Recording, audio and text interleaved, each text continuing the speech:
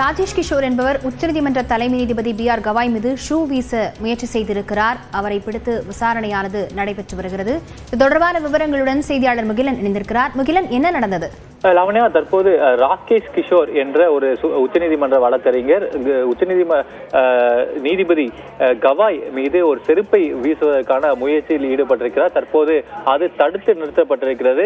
அதே போல அந்த செருப்பை வீச முயற்சி செய்தவுடன் சனாதனத்துக்கு எதிரான எந்த செயலையும் நாங்கள் அனுமதிக்க மாட்டோம் என்றும் அவர் தெரிவித்திருக்கிறார். உடனடியாக காவல்துறையினர் அவரை அந்த பகுதியிலிருந்து வேற பகுதிக்கு அழைத்து செய்திருக்கின்றனர். அவரிடம் இனி விசாரணையானது நடத்தப்பட்டு அவர் கைது செய்யப்படுவார். மிக முக்கியமாக நாம் இதை தொடர்பு படுத்தி பார்க்க வேண்டியது, அண்மையில் உச்சநீதிமன்ற நீதிபதி கவாய் ஒரு தீர்ப்பு வழங்கினார். அந்த தீர்ப்பில், அதாவது கஜுராஹோவில் இருக்கக்கூடிய ஒரு விஷ்ணு கோயில், அந்த கோயிலில் 7 அடியில் ஒரு சேதம் அடைந்த ஒரு விஷ்ணு சிலை இருக்கிறது. அந்த சிலையை மாற்ற வேண்டும் என்ற ஒரு மனுவை தாக்கல் செய்கிறார். ஆனால் அந்த வழக்கை விசாரித்த கவாய் அமர்வானது இது ஆர்கியாலஜிக்கல் சர்வேக்கு கீழ் வரக்கூடியது, இதில் நாங்கள் தலையிட முடியாது, இது தொடர்பான ஏதேனும் உங்களுக்கு தீர்வு வேண்டும் என்றால் கடவுளை பிரார்த்தித்துக் கொள்ளுங்கள் என்ற ஒரு கருத்தை தெரிவித்தார். இது ஒரு பெரும் கண்டனத்துக்கு உள்ளானது, பெரும் சர்ச்சையானது.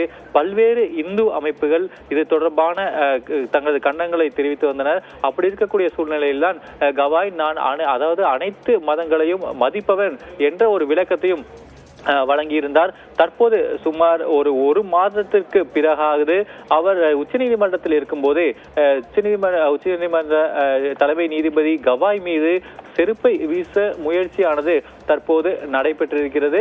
அது தடுத்து நிறுத்தப்பட்டு இருந்தாலும் தற்போது இது மாதிரியான ஒரு சம்பவம் நீதிமன்றத்திலேயே அதுவும் ஒரு வழக்கறிஞரால் நடத்துவதற்கான முயற்சிகள் எடுக்கப்பட்டிருக்கிறது. ஒரு பெரும் அதிர்ச்சியை ஏற்படுத்தியிருக்கிறது. தற்போது அந்த நபரிடம் விசாரணையானது நடைபெற்று வருகிறது. லாவண்யா, விவரங்களுக்கு நன்றி முகிலன்.